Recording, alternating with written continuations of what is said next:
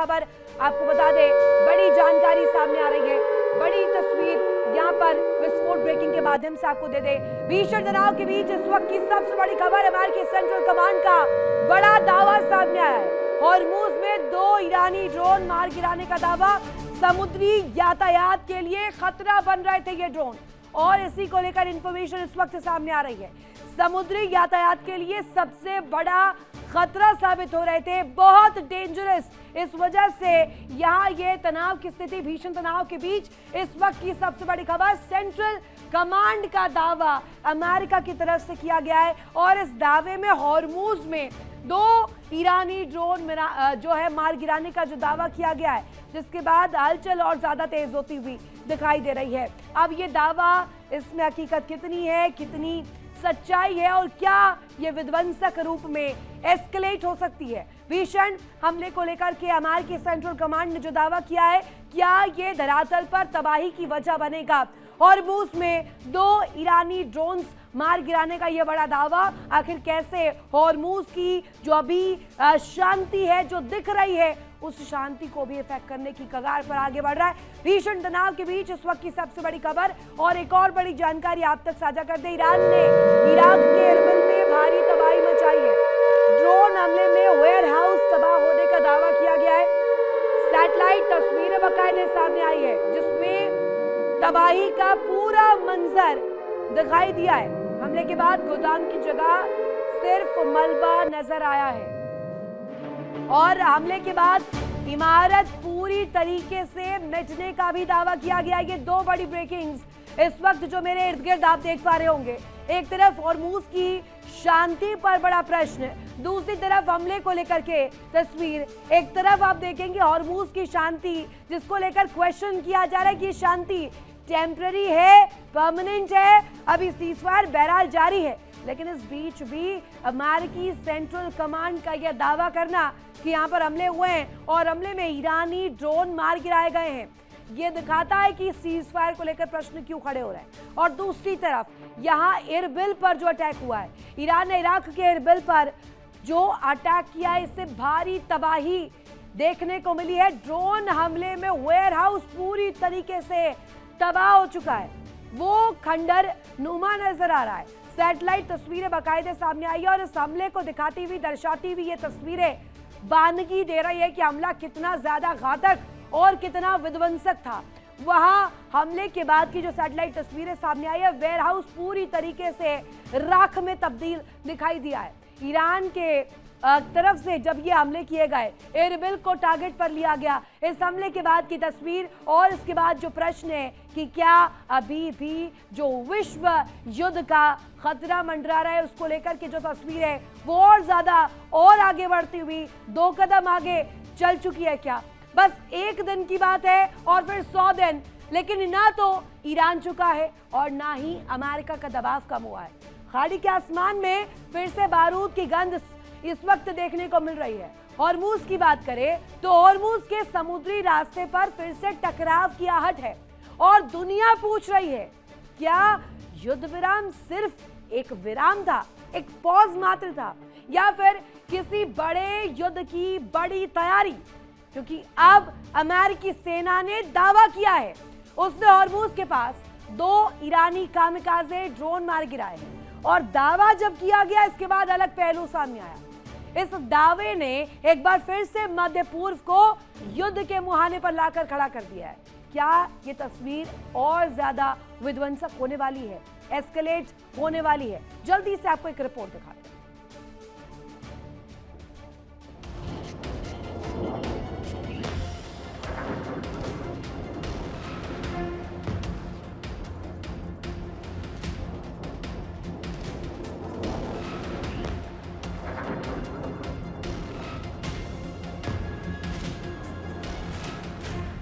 100 दिन में नहीं झुका ईरान।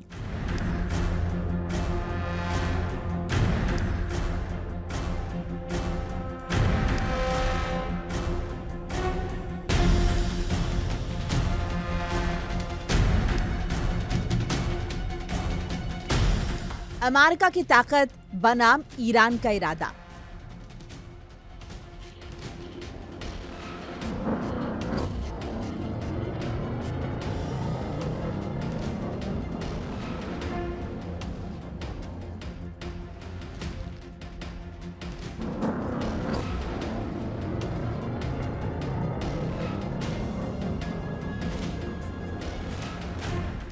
क्या फिर भड़केगी जंग?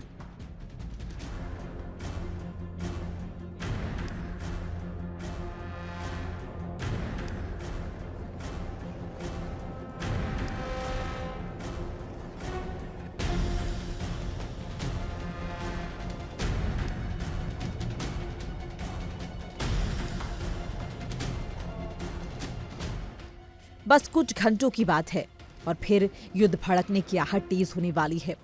वजह है 100 दिन का वक्त, लेकिन समाधान कुछ नहीं। युद्ध विराम पर अब विराम लगता जा रहा है और युद्ध पर बात बनती जा रही है।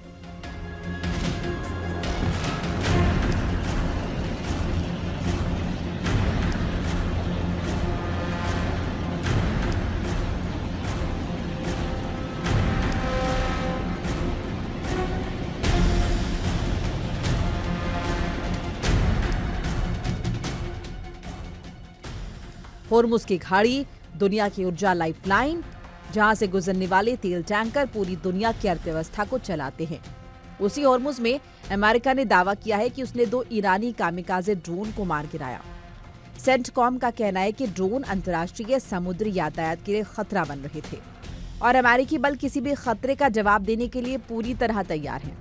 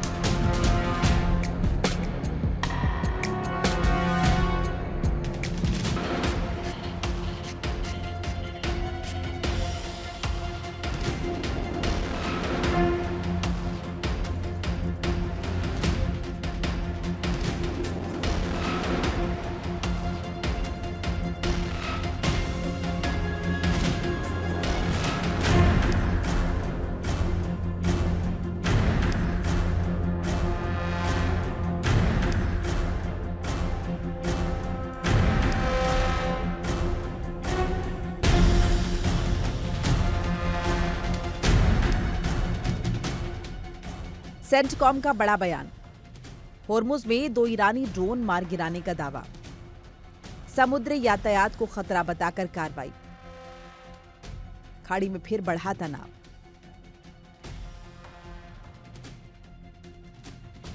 लेकिन सवाल सिर्फ 2 ड्रोन का नहीं है, सवाल उन 100 दिनों का है जिनमें अमेरिका ने आर्थिक दबाव बढ़ाया, सैन्य ताकत दिखाई, प्रतिबंधों की दीवार ऊंची की, फिर भी ईरान झुकने को तैयार नहीं। तेहरान का संदेश साफ है, दबाव बढ़ाओ, धमकियां दो, सैन्य शक्ति दिखाओ, लेकिन ईरान अपनी शर्तों पर ही आगे बढ़ेगा।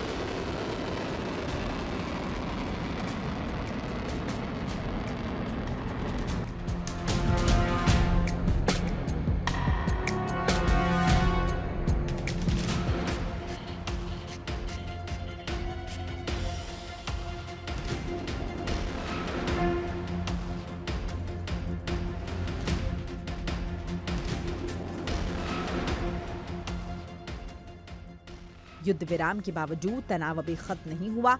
खाड़ी में अमेरिकी युद्धपोत अब भी मौजूद हैं। फाइटर जेट लगातार निगरानी कर रहे हैं। Missile defence system high alert पर है। दूसरी तरफ ईरान ने भी अपनी सैन्य मशीनरी को पूरी तरह सक्रिय रखा है।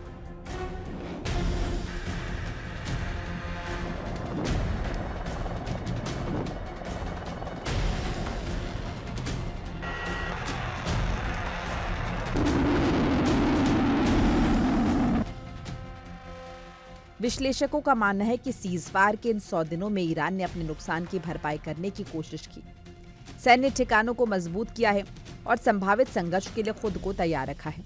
अमेरिका की रणनीति साफ दिखाई देती है, दबाव बनाओ, घेराबंदी करो और ईरान को बातचीत की मेज पर लाओ।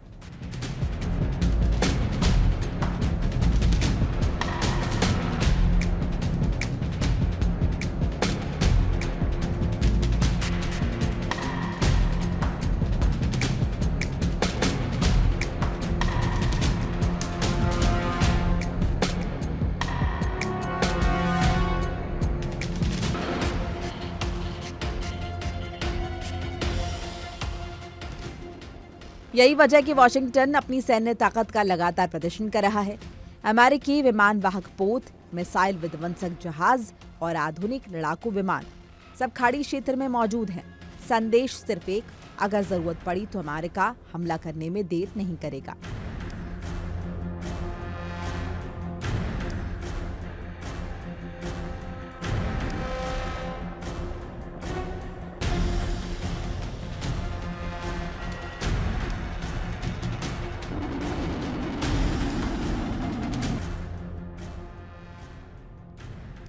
लेकिन दूसरी तरफ ईरान पीछे हटने के मूड में नहीं है। तेहरान लगातार संदेश दे रहा है कि उसका प्रतिरोध कमजोर नहीं पड़ा है। जरूरत पड़ने पर वो पूरे क्षेत्र में अमेरिकी हितों को चुनौती दे सकता है। खाड़ी देशों में मौजूद अमेरिकी ठिकाने, सैन्य अड्डे और रणनीतिक बुनियादी ढांचे सब ईरान की संभावित जवाबी कार्रवाई बताए जाते हैं। यानी धमकी के जवाब में धमकी, ताकत के जवाब में ताकत, और यही समीकरण सबसे बड़ा खतरा बनता जा रहा है।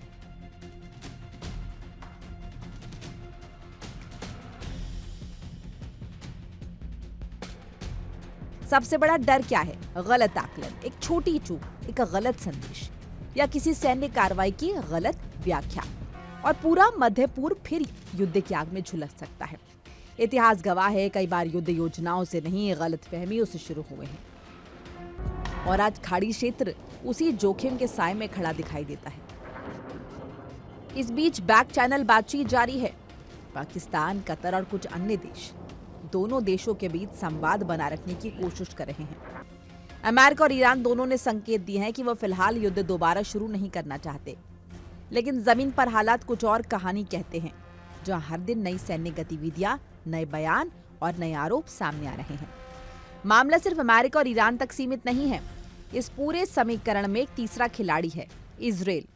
प्रधानमंत्री नेतन्याहू शुरू से ईरान के साथ नरमी के पक्ष में नहीं रहे, और अब लेबनान में नए सैन्य अभियान के संकेतों ने समीकरण को और जटिल बना दिया है। अगर क्षेत्र में तनाव बढ़ता है तो अमेरिका और ईरान के बीच चल रही किसी भी बातचीत पर उसका सीधा असर पड़ सकता है। यही वजह है कि आने वाले दिन बेहद अहम माने जा रहे हैं, क्योंकि दोनों देशों के सामने दो रास्ते हैं, पहला बातचीत, दूसरा बारूद। एक रास्ता समझौते की ओर जाता है, दूसरा पूरे क्षेत्र को नई जंग की तरफ धकेल सकता है। 100 दिन बीत गए, अमेरिका ने दबाव बनाया, लेकिन ईरान नहीं झुका। ईरान ने प्रतिरोध दिखाया, लेकिन अमेरिका पीछे नहीं हटा।